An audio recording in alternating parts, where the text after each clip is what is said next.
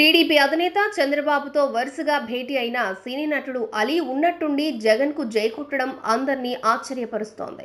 హైదరాబాద్లోని లోటస్ పాండ్లో జగన్తో భేటీ అయిన అలీ వైఎస్ఆర్ కాంగ్రెస్ పార్టీ తీర్థం పుచ్చుకున్నారు.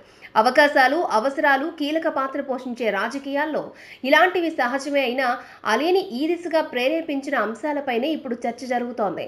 వాస్తవానికి గతంలో టీడీపీ తరపున గుంటూరు ఈస్ట్ నుంచి పోటీ చేయాలని అలీ ఆశించారు.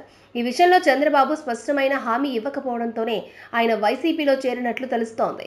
గత ఎన్నికల సమయంలోనే అలీని గుంటూరు సిటీ నుంచి బరిలోకి దింపాలని టీడీపీ భావించింది.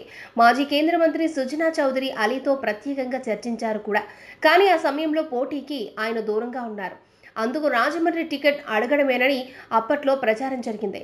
ఈ క్రమంలోనే ఇప్పుడు వైసీపీ నుంచి ముందస్తుగానే హామీ పొందినట్లు తెలుస్తోంది. పైకి తాను పోటీ చేయనని అలీ చెబుతున్నా ఆయన గ్లామర్, సామాజిక సమీకరణాలు పార్టీకి ఉపయోగపడే అవకాశం ఉండడంతో జగన్ అలీని ఏదో ఒక స్థానం నుంచి బరిలోకి దింపడం ఖాయం.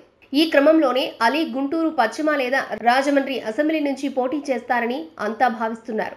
ఇదే సమయంలో విజయవాడ నగరంలోని పశ్చిమ నియోజకవర్గం కోసం అలీ పట్టుబడుతున్నట్లు వైసీపీ వర్గాలు చెబుతున్నాయి. ఇప్పటికే అక్కడ వైసీపీ సమన్వయకర్తగా వెల్లంపల్లి శ్రీనివాస్ ఉన్నారు. ఇప్పుడు అలీ చేరికతో ఆయనను తప్పించే అవకాశాలు లేకపోలేదు. ఎందుకంటే ఈ స్థానంలోనైతేనే ముస్లింల ఓట్లు ఎక్కువగా ఉన్నాయి. గత ఎన్నికల్లో వైఎస్ఆర్ కాంగ్రెస్ పార్టీ తరపున జలీల్ ఖాన్ ఇక్కడి నుంచి విజయం సాధించారు. ఆ తర్వాత ఆయన టీడీపీలో చేరిపోయారు. ఈ ఎన్నికల్లో టీడీపీ నుంచి జలీల్ ఖాన్ కుమార్తెకు సీటు ఖరారైంది. ఆమె ప్రచారం కూడా ప్రారంభించారు. దీంతో అలీ పోటీ చేయబోయే స్థానంలో ఆయన రాజకీయ ప్రత్యర్థి జలీల్ ఖాన్ కుమార్తెనని తెలియడంతో బెజవాడ రాజకీయం ఒక్కసారిగా వేడెక్కింది. ఏదేమైనా అలీ పోటీ విషయం పక్కన పెడితే ఇప్పటికీ రోజా రూపంలో సినీ గ్లామర్ ఉన్న వైసీపీలోకి తాజాగా అలీ ఎంట్రీతో మరిన్ని హంగులు చేరుకున్నాయి. ఎన్నికల ప్రచారంలో అలీని ఎలా వాడుకుంటే వైసీపీకి అంత లాభం.